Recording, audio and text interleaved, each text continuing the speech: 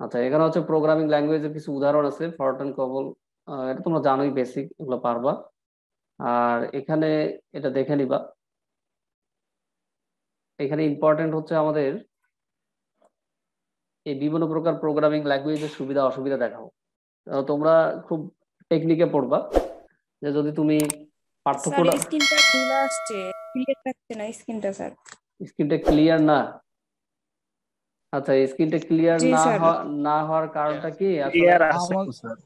মানে এটা আমি স্যার এটা বলতেছি নেটের প্রবলেম স্যার, হ্যাঁ হ্যাঁ, আমাদের ক্লিয়ার আছে। আচ্ছা আমি ক্লিয়ার দেখতে বলতেছি। পাচ্ছেন ওনার নেটের প্রবলেম। না না, ঠিক আছে, আমি বুঝতেছি, আমি ওইটাই তাকে বলতে চাচ্ছিলাম। আসলে আসলে আমিও আসলে মোবাইল দিয়ে চালাচ্ছি, তো এটা এমনও হতে পারে যে আমারও একটু নেটটা স্লো হতে পারে।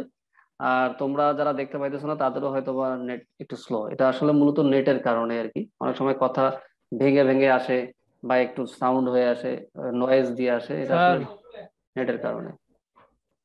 স্যার আচ্ছা আচ্ছা, ঠিক আছে, আমরা আগে একটু শেষ করি তারপরে ইন্টারপ্ট করবো আর কি। হ্যাঁ, শেষ করে দিই। তো তোমরা এই প্রোগ্রামিং ল্যাঙ্গুয়েজের যে পার্থক্যগুলো আছে, এই পার্থক্যগুলো যদি পড়ো তাহলে সুবিধা অসুবিধাগুলো ধরতে পারবা বা নিজেরাই দিতে পারবা। আর যদি তুমি সুবিধা অসুবিধা পড়ো তাহলে তুমি পার্থক্যটা দিতে পারবা। তো প্রোগ্রামিং ল্যাঙ্গুয়েজের বিভিন্ন প্রকার ল্যাঙ্গুয়েজ আমরা দেখে আসলাম না, নিম্ন স্তর মানে লো লেভেল, আর এটা হচ্ছে হাই লেভেল। লো লেভেলের মধ্যে দুইটা, একটা হচ্ছে মেশিন ল্যাঙ্গুয়েজ আর একটা সাংকেতিক চিহ্ন মানে অ্যাসেম্বলি ল্যাঙ্গুয়েজ। মেশিন কোনটা? 0 1টা। আচ্ছা, এটা হচ্ছে নিম্ন স্তরের ভিতরে মেশিনও আছে, মেশিন হচ্ছে এটা, আর এইটুকু হচ্ছে এই অ্যাসেম্বলি ল্যাঙ্গুয়েজ। তো এই মেশিনটাকে আমরা বলতেছি ফার্স্ট জেনারেশন এবং এই অ্যাসেম্বলি ল্যাঙ্গুয়েজটাকে বলতেছি সেকেন্ড জেনারেশন। এরপরে থার্ড, ফোর্থ, ফিফথ, সিক্স, এই আমাদের উচ্চতর ভাষার মধ্যে এগুলো আছে। এগুলো দেখবা, একটু দেখলেই পারবা। তো এটা না, এগুলো হচ্ছে অসুবিধা। এগুলো তোমরা পড়ে আসছো, এগুলো পারবা। তারপর আমি বেশি বলতেছি না। এখানে হচ্ছে হাই লেভেল, লো লেভেল ল্যাঙ্গুয়েজের মধ্যে পার্থক্যটা পড়বা, পার্থক্য পড়লে সুবিধা অসুবিধাটা পাবা। আর এখানে দুইটা জিনিস বোঝার আছে, মাল্টিপল চয়েসে আসে। সোর্স কোড কোনটাকে বলে? সোর্স কোড, অবজেক্ট কোড এবং এক্সিকিউটেবল কোড। সোর্স কোড কোনটা? যখন আমরা ওই কম্পাইলারটা রান করি, ফর এক্সাম্পল ধরো ডেভ সি অথবা টার্বো সি অথবা বোর্ডল্যান্ড সি অথবা কোড ব্লক, যেখানেই তুমি এই কোডটা লেখো না কেন, অর্থাৎ ধরো আমরা যোগের প্রোগ্রামটা লিখছি, ওই কোডগুলোকেই বলবো হচ্ছে সোর্স কোড বা সোর্স প্রোগ্রাম। আর অবজেক্ট কোড কোনটা? যখন আমরা এটাকে কম্পাইল করব, কম্পাইল করার পরে এই মেশিনের ভাষায় কনভার্ট হবে, অর্থাৎ 0 1-এ কনভার্ট হবে, তখন এক ধরনের একটা প্রোগ্রাম হবে, সেই প্রোগ্রামটাকে বলবো আমরা হচ্ছে অবজেক্ট কোড। আর এক্সিকিউটেবল কোড কোনগুলো? যখন আমরা সোর্স কোডটাকে রান করব, শুধু রান করলেই হবে না, রান করার পরে ওই লিঙ্ক, ধরো আমরা যে মেইন ফাংশন ইউজ করলাম, তারপরে প্রিন্ট এফ ফাংশন ইউজ করলাম, স্ক্যানআপ ফাংশন ইউজ করলাম, আরো যদি কোনো বিল্ট ইন ফাংশন ইউজ করি, এগুলোর বর্ণনা তো আসলে লাইব্রেরি ফাংশনের ভিতরে কোনো না কোনো একটা ফাইলের ভিতরে দেয়া আছে। তো তাকে আমাকে অবশ্যই কি করতে হবে? লিঙ্ক করতে হবে। না করলে তো প্রিন্ট এফ মানেই যে আউটপুটে দেখাবে, এটা তো বুঝবে না প্রোগ্রামটা। কারণ প্রিন্ট এফ এর বর্ণনাটা অন্য একটা ফাইলের ভিতরে, যেমন আমরা একটা ফাইল করলাম যে এডিশন 2 নাম্বার দিয়ে আমরা এটাকে যোগ যোগ করলাম, যোগের প্রোগ্রাম, তো ঠিক তেমনি এরকম একটা ফাইল আছে যেটাকে আমরা লাইব্রেরি ফাইল বলতেছি। ওর ভিতরে হেডার, ডট হেডার নামক একটা ফাইল আছে। অনেক ফাইল আছে ওর ভিতরে, ডট এইচ নামক, যেটাকে আমরা হেডার বলতেছি। ওর ভিতরে এই প্রিন্ট এফ এর বর্ণনাগুলো দেওয়া আছে। তো ওকে অবশ্যই কি করতে হবে? আমাদেরকে লিঙ্ক করতে হবে। তো এই কথাটাই এখানে বলছে, যখন লাইব্রেরি প্রোগ্রামের সাথে লিঙ্ক করে একে রান উপযোগী করা হবে, এর জন্য যে কোডটা তৈরি হয় সেটাকে আমরা বলবো এক্সিকিউটেবল কোড। মাল্টিপল চয়েসে আসে কিন্তু, অথবা 1 2 মার্ক সংক্ষিপ্ত কোশ্চেনে আসে। তো এখন আমরা যেহেতু হাই লেভেল ল্যাঙ্গুয়েজে কোড লিখতেছি, একটু আগে বলে আসলাম main function, second bracket, print F, এগুলো তো ইংরেজি শব্দ, তো কম্পিউটার তো আর বুঝবে না। যেমন আমার বাংলা ভাষা ওই আমেরিকারা বুঝবে? অবশ্যই এখানে একটা দোভাষী দরকার আছে, যে ইংরেজিও বুঝে বাংলাও বুঝে। তো এটাই আসলে এখানে ট্রান্সলেটর। তো ট্রান্সলেটর কত প্রকার? এখানে মূলত 3 প্রকার। একটা হচ্ছে অ্যাসেম্বলারের জন্য, অ্যাসেম্বলি ল্যাঙ্গুয়েজের জন্য অ্যাসেম্বলার, আর আমাদের হাই লেভেল ল্যাঙ্গুয়েজের জন্য এই দুইটা আর কি। একটা হচ্ছে কম্পাইলার আর একটা হচ্ছে ইন্টারপ্রিটার। এটা তোমরা জানোই, আমি জাস্ট একটু খালি একটু সামান্য একটু বর্ণনা দিয়ে যাবো আর কি। আর এই রিসোর্স গুলো কিন্তু অনেক বই থেকে আমি কালেক্ট করে দিচ্ছি আর কি, একটা বই থেকে না। এই জন্য এখানে একটু হয়তো বা গুছানো আছে, এই এতটুকুই। তবে অন্যান্য বইও আছে, কিন্তু 2 3টা বই পড়ার পরে হয়তো বা পাবা আর কি, কিন্তু একটা বইয়ে পাবা না। তো দেখো এখানে ধরো আমরা এটা বুঝতেছি যে ইফ কাউন্ট, কাউন্ট নামক একটা ভেরিয়েবল, ওর ভ্যালু যদি 100 হয় তাহলে কি হবে, যে কাউন্ট করাটা বন্ধ, গো টু ডান, লাগবে না, তোমার আর কাউন্ট করার দরকার নেই। যদি সেটা না হয় তাহলে গো টু অ্যাগেইন, আবার তুমি কি করো, কাউন্ট করো। ইফ কন্ডিশনের ভিতরে যদি কাউন্টটা 100 হয় তাহলে কাউন্ট করা বন্ধ করবে, আর না হলে আবার পূর্বের অবস্থায় ফিরে আসবে। যদি ইফ কন্ডিশনটা সত্য হয় তখন কি হবে, এন্ড ইফ হয়ে যাবে। তো এই যে এই শব্দগুলো দিয়ে মোটামুটি আমরা কিছু না কিছু একটা বুঝতে পারতেছি, কিন্তু এই শব্দ এই এই এইগুলো দিয়ে কি আমরা কিছু বুঝতে পারবো? কিছুই বুঝতে পারবো না। বাট এটাই তো আসলে আমাদের মেশিনের ভাষা। এই জন্য এখানে আমাকে মাঝখানে একটা অনুবাদক প্রোগ্রাম লাগবেই, যেটাকে কম্পাইলার বা ইন্টারপ্রিটারের মাধ্যমে আমরা এটা করতে পারি।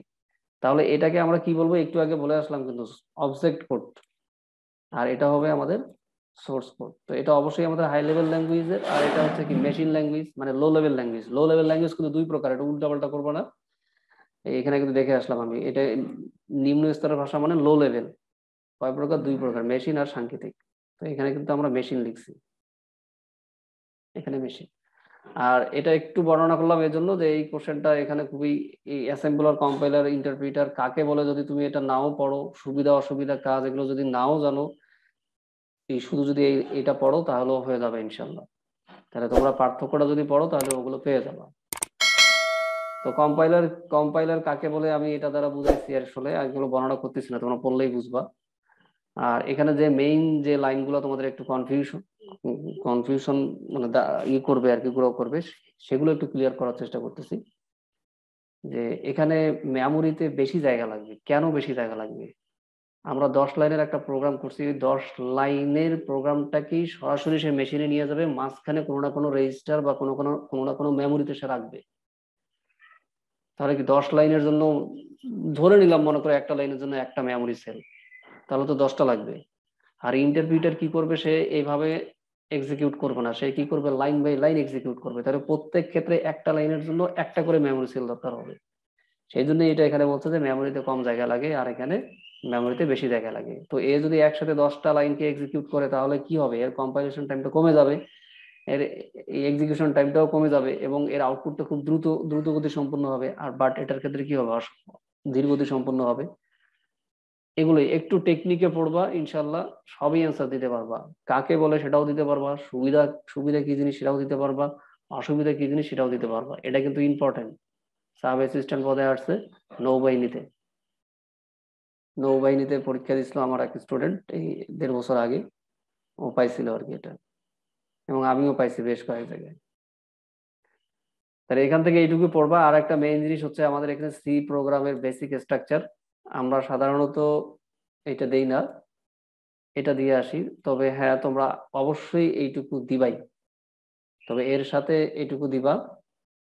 আর আমি তোমাদেরকে বলবো যে তোমরা এইটুকু দিবা আর কি, এইটুকু দিলে ভালো হবে। যে আমরা আসলে সিতে যে প্রোগ্রাম গুলো করি, কোনো না কোনো স্ট্রাকচার আমরা ফলো করি। এই প্রথমে বলে আসলাম না, সাজানোর কৌশল। অবশ্যই সেই কৌশলগুলো একটা স্ট্রাকচার আছে। আগে যদি আমি ভেরিয়েবল ডিক্লেয়ার করে আসি বা একদম সবার লাস্টে ভেরিয়েবল ডিক্লেয়ার করি তাহলে হবে না। ও আমাকে একটা স্ট্রাকচার দাঁড় করাই দিছে। হ্যাঁ, আমি আমার কোডগুলোকে অবশ্যই সাজাবো। এই কৌশলটাকে বলতেছি প্রোগ্রামিং, আর সম্পূর্ণ কোডগুলোকে বলতেছি হচ্ছে একটা প্রোগ্রাম। তো দেখো এখানে দুইটা সংখ্যার যোগ করছি আমি ফাংশন ব্যবহার করে, হয়তোবা অনেকে জানো অনেকে জানো না, তারপরে একটু আইডিয়া রাখ, একটু এখানে দেখো, ইনশাল্লাহ হয়ে যাবে। ফাংশন আমি বিস্তারিত বুঝাবো। প্রথমটা হচ্ছে আমাদের কি, আসলে একটা ডকুমেন্টেশন সেকশন। আমরা যেমন একটা ওয়ার্ডে একটা ফাইল লিখি, ফাইল লেখার পরে কোনো ফোল্ডারে রাখি, কোনো ডিরেক্টরিতে রাখি, এবং ওটার একটা সুন্দর একটা নাম দিই, যাতে করে 1 বছর পরে বা 2 বছর পরে, ধরো তুমি তোমার সিভি লিখতেছো, তোমার বায়োডাটা লিখতেছো কোনো ওয়ার্ডে, অবশ্যই কি ওটা একটা সুন্দর একটা নাম দাও না, যাতে পরবর্তীতে এই ফাইলটাই খুব সহজে যাতে খোঁজা যায়। ঠিক তেমনি আমরা এখানে এই প্রোগ্রামটার শুরুতেই আমরা বলে দিব।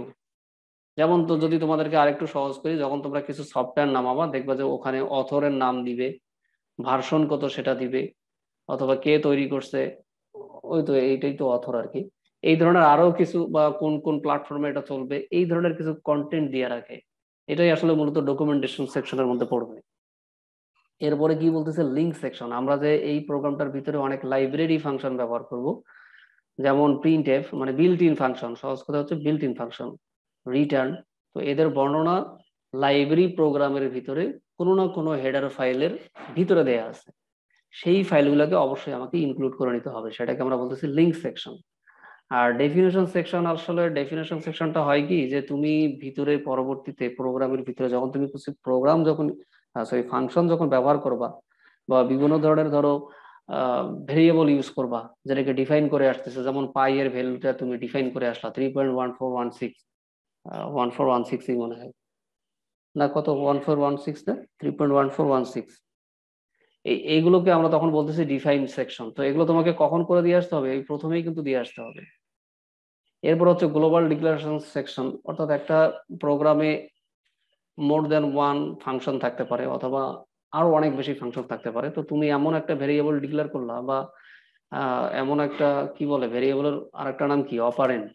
অপারেন্ট যদি ব্যবহার করো, সেই অপারেন্টটা যেন প্রত্যেকটা ফাংশনে ইউজ করা যায়। মেইন ফাংশনের ভিতরে, এখানে মেইন ফাংশনের শুরু হচ্ছে 4 আর শেষ হচ্ছে 8, এখানেও যেমন ব্যবহার করা যাবে ঠিক তেমনি এই সামেশন হচ্ছে আমাদের একটা ইউজার ডিফারেন্ট ফাংশন। আমরা আমাদের মনের মতো করে ফাংশন তৈরি করলাম, সেটা শুরু হচ্ছে 10 এবং শেষ হচ্ছে 14। এর ভিতরেও আমি এ বি ইউজ করতে পারবো। যেমন দেখো এখানে এ বি যোগ করলাম, অথচ আমি এ বি এখানে ডিক্লেয়ার করি নাই। এখানে এখানে আমি এ বি ইউজ করি নেই, ঠিক আছে, এখানে আমি এ বি ডিক্লেয়ার করি নাই, করার দরকার হয় নাই, বাট এখানে তো আমি এ বি ইউজ করছি, কিন্তু এ বি ডিক্লেয়ার করার প্রয়োজন মনে করে নেই। কেন? এটাকে আমি গ্লোবালি ডিক্লেয়ার করে দিয়ে আসছি এজন্য। তো এই ধরনের আমাদের একটা সেকশন থাকবে যেটাকে বলবো হচ্ছে গ্লোবাল ডিক্লারেশন সেকশন। আর একটা প্রোগ্রামে অনেক ফাংশন থাকবে, অবশ্যই কম্পাইলার এক্সিকিউশন প্রক্রিয়া শুরু করবে মেইন ফাংশন থেকে। মেইন মানেই কিন্তু প্রধান। তো main function, more than one ফাংশনের মধ্যে প্রধান ফাংশন, তো ওই প্রধান ফাংশনেরই নামকরণ অনুসারে দেয়া আছে মেইন ফাংশন। অবশ্যই মেইন ফাংশন থাকবে এবং মেইন ফাংশনের ভিতরে তিনটা জিনিস থাকবে, এটা ভালো করে খেয়াল রাখবা, অবশ্যই তিনটা জিনিস থাকবেই।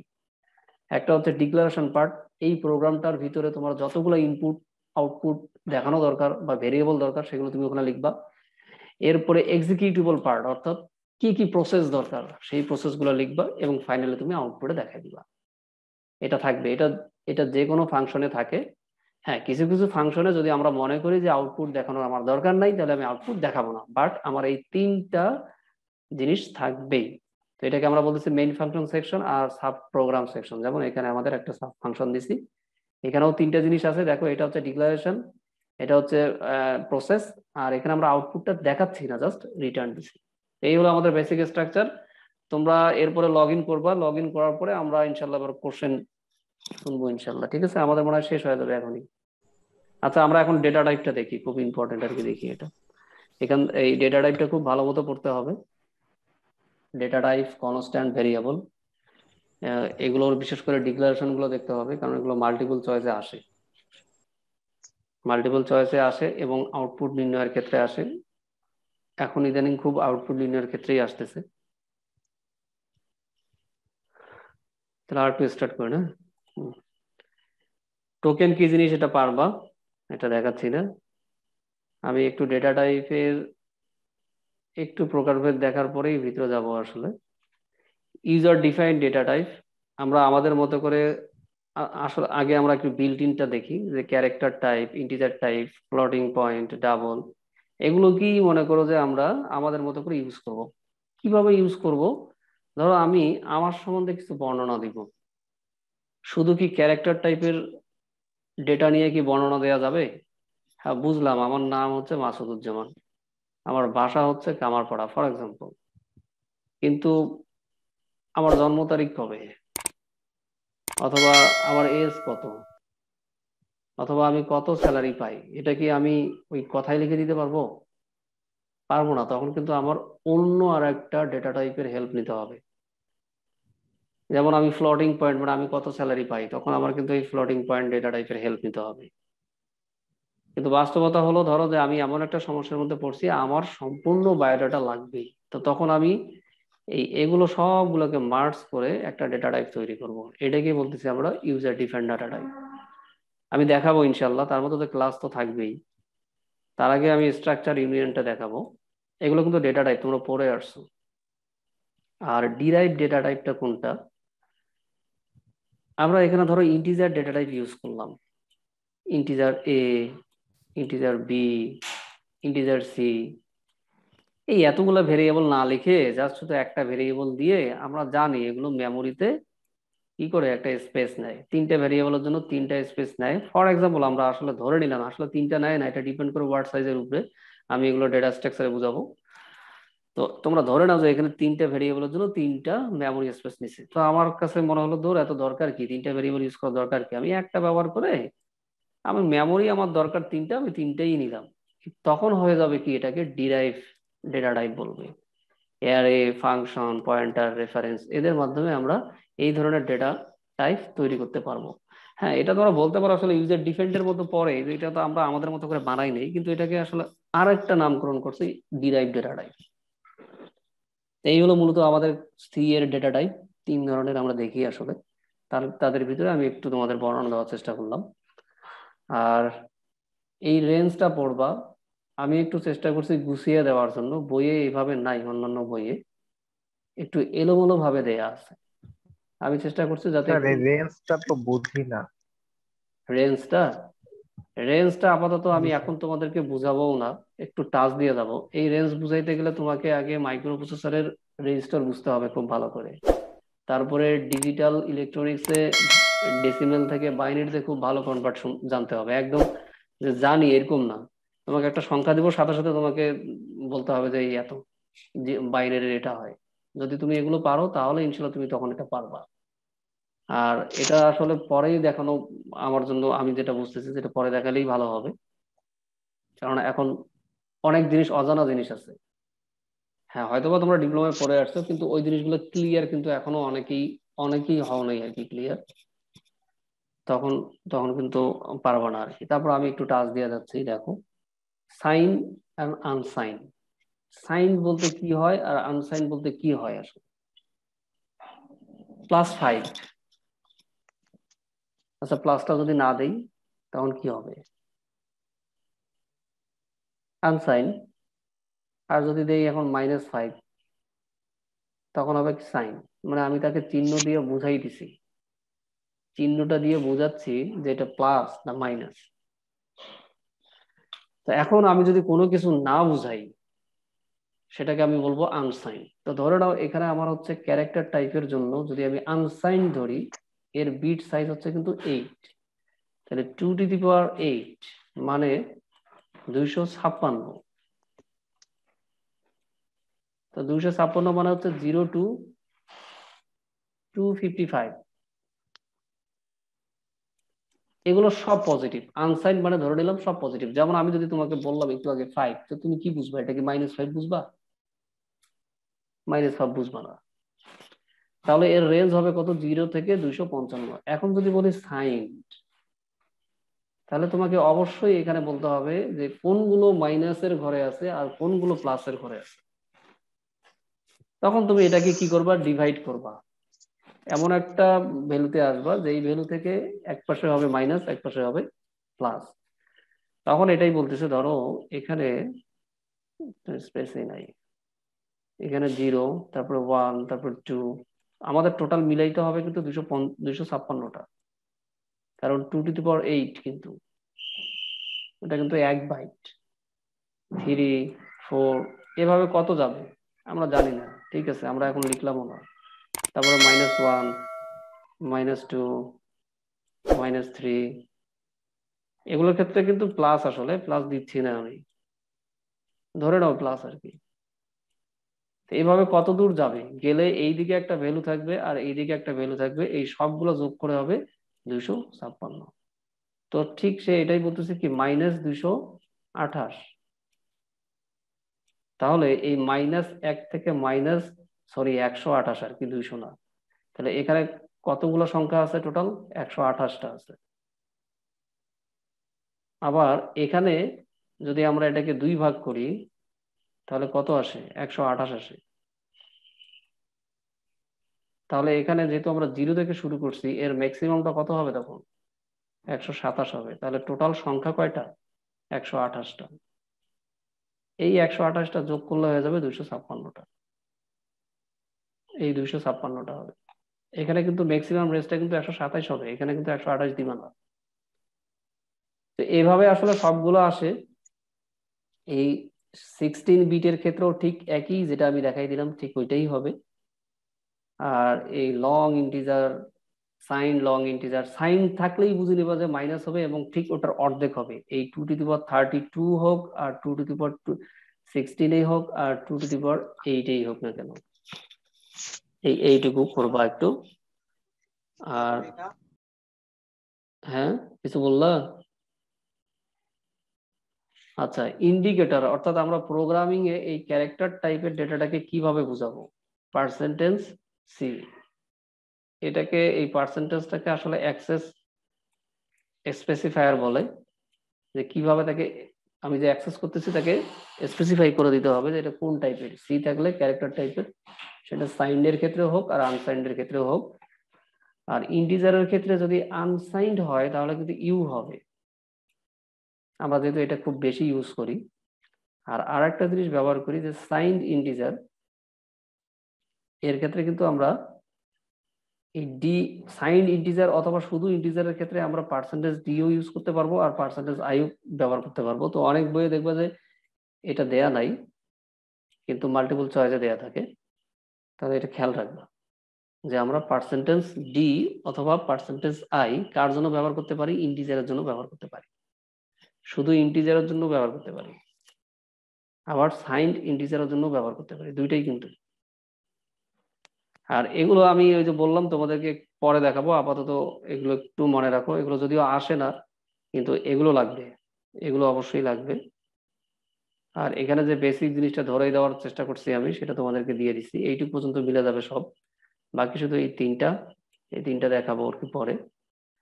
তো এখানে দেখো এইচ ইউ, এই এইচটা কার জন্য ইউজ করলাম আমরা? এই শর্ট। আর আনসাইন্ডের জন্য হচ্ছে আমাদের ইউ।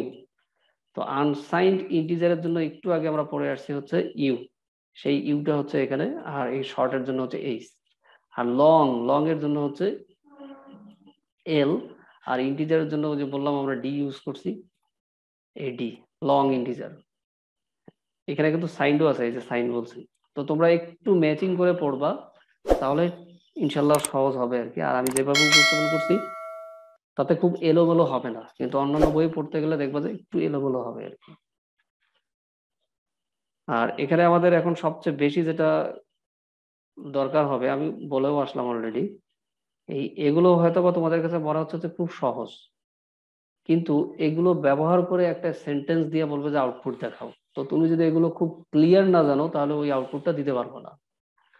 হ্যাঁ, এখন হয়তো বা তো বুঝতেছো না যে ক্লিয়ার বুঝছি কি বুঝি নেই। আমি এগুলো যখন শেষ করব তখন কিছু প্রোগ্রাম দেখাবো, ঠিক ওই প্রোগ্রামে কিছু স্টেটমেন্ট দিব, তখন দেখবো যে এগুলো আসলে কিভাবে ইউজ হচ্ছে এবং কেন দরকার হচ্ছে। তো এখন এখানে দেখো, এটা নাল ক্যারেক্টারের জন্য আমরা ইউজ করতেছি, এটা কিন্তু অবশ্যই ব্যাকস্ল্যাশ দিতে হবে। ডাবল ব্যাকস্ল্যাশ দিলে অবশ্য জাস্ট শুধু এখানে সম্ভবত শুধু এটা দেখাবে, আমার মনে হয় এখানে ভুল আছে, এখানে এই দাড়িটা হবে আর কি, ব্যাকস্ল্যাশ একটা সিঙ্গেল ব্যাকস্ল্যাশ দেখাবে। আর এটা দিলে হচ্ছে ডাবল কোটেশন দেখাবে। আর দিলে একটা সংকেত দেখায়, new line, tab, return, carriage return বলি আসলে, এটা একটু জানতে হবে। এটাকে বলছে আউটপুট পরবর্তী লাইনের একই কলাম বরাবর প্রদর্শন হবে। ফর এক্সাম্পল, আমি একটা প্রিন্টএফ ফাংশন দিলাম, দেওয়ার পরে আমার নামটা লিখছি মাসুদ, 5 নম্বর ক্যারেক্টারে আছে কিন্তু। এখন এরপরে আমি দিছি হচ্ছে আমি দেখাবো এটা ক্যারিজ রিটার্ন দিছি, দেওয়ার পরে আবার আমার নাম দিছি হচ্ছে মাসুদ, তখন লেখাটা কোথা থেকে শুরু করবে? এখান থেকে না, ঠিক এই যে এখানে 5টা ক্যারেক্টার আগে শেষ হবে, হওয়ার পরে এই 6 নম্বর কলাম থেকে লেখাটা শুরু করবে। এগুলো আমরা দেখবো আর কি,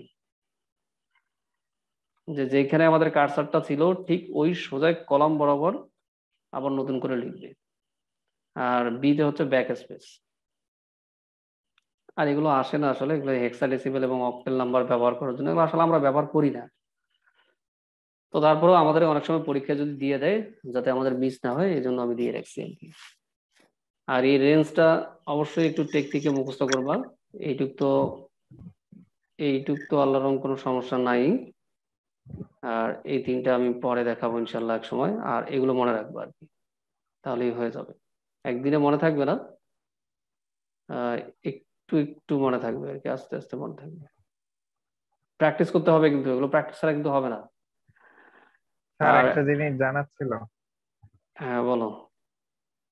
স্যার ওই যে ওইখানে ডাবল ব্যাকস্ল্যাশ যেখানে আছে না, ওইটা হ্যাঁ, আপনি যখন প্রদর্শনের জন্য শুধু স্ল্যাশ দেখাইলেন, তো এটা অনেক সময় কোডিং করতে গিয়ে ডাবল ব্যাকস্ল্যাশ দিলে ওই লাইনটা হাইড হয়ে যায়। তো তো এখন না এটা ওইটার এটা এইদিকে এটা কমেন্ট আচ্ছা। কমেন্ট কমেন্ট এইদিকে কমেন্ট, হ্যাঁ, আর এইটা হচ্ছে স্ল্যাশ, মানে ব্যাক স্ল্যাশ।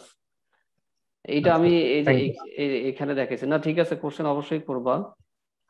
এই যে এখানে দেখো কমেন্ট দিছি। আসলে কি তোমাদেরকে একটা সত্য কথাই বলি, সবসময় তো সত্য কথাই বলতেছি, একাই একাই পড়ার থেকে গাইড অনেক ভালো। গাইডের থেকে গাইড তো সব তুমি বুঝবো না, অবশ্যই বুঝবো না, টপিক আমার বইও বুঝবো না।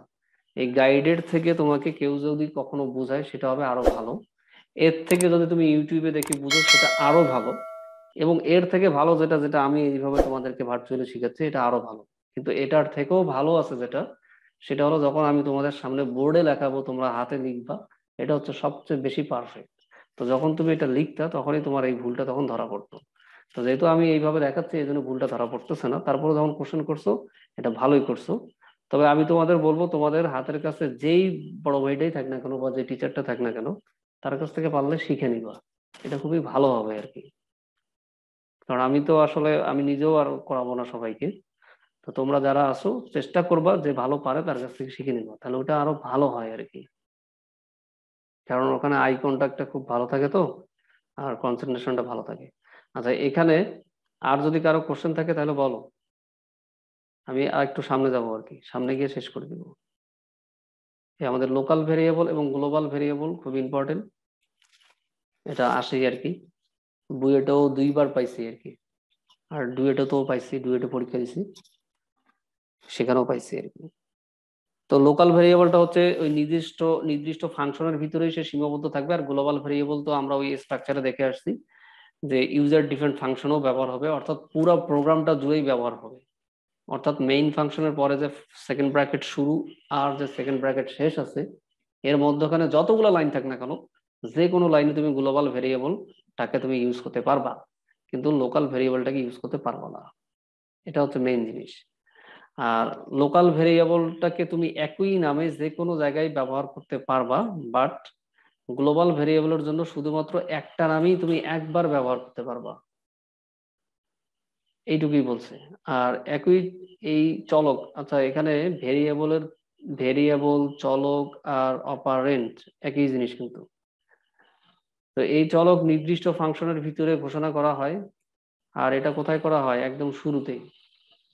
আর এই ভেরিয়েবলের কার্যকারিতা শুধুমাত্র ওই ফাংশনের ভিতরেই থাকে, আর এটা হচ্ছে কি পুরা ফাংশনটা, এটা আসলে সকল ফাংশন ঠিক আছে, অথবা যদি তুমি বলো যে সকল প্রোগ্রামের সকল অংশ জুড়েই কার্যকর থাকে তাহলেও হবে।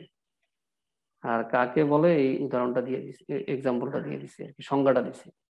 তাহলে হবে কি গ্লোবাল লোকাল ভেরিয়েবল কাকে বলে সেটাও দিতে পারবো, গ্লোবাল ভেরিয়েবল কাকে বলে সেটাও দিতে পারবো, অথবা লোকালের অসুবিধা কি, গ্লোবালের অসুবিধা কি। গ্লোবালের অসুবিধা হলো যে তুমি একটা ফাংশনে যদি চেঞ্জ করো, ওই আমরা শুরুতে দেখে আসলাম না যে এখানে এ সমান কত লিখছিলাম, এ সমান 10, বি সমান 20, তার মানে আমাদের আউটপুট আসবে কত, 30। কোনো কারণে তুমি এখানে আবার এ সমান লিখে রাখলে হচ্ছে 20,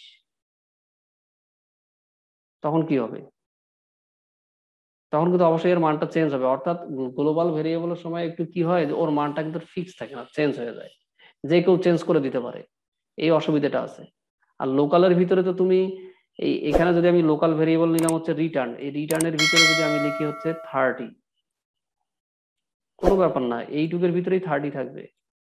আর এখানে যদি আমি আবার একটা রিটার্ন নামক আর একটা ভেরিয়েবল নেই, নেওয়ার পরে যদি 50 লিখি, তাহলে এইখানে আমি যদি 10 বারও প্রিন্ট এফ দেই, আমার অলওয়েজ কিন্তু 30ই থাকবে, যতই আমি এখানে রিটার্নকে চেঞ্জ করি না কেন। এই লোকাল ভেরিয়েবলে কিন্তু এই সুবিধাটা আছে যে তুমি যতবারে চেঞ্জ করো না কেন কোনো লাভ নাই, যা আছে তাই। অন্য ফাংশনে তুমি চেঞ্জ করছো, এখানে তুমি যদি প্রিন্ট করো তাহলে এখানে 50 দেখাবে, কিন্তু এখানে সে অলওয়েজ 30ই দেখাবে। তো এই এই অসুবিধাটা দিয়ে দিবা, তাহলেই হবে ইনশাল্লাহ।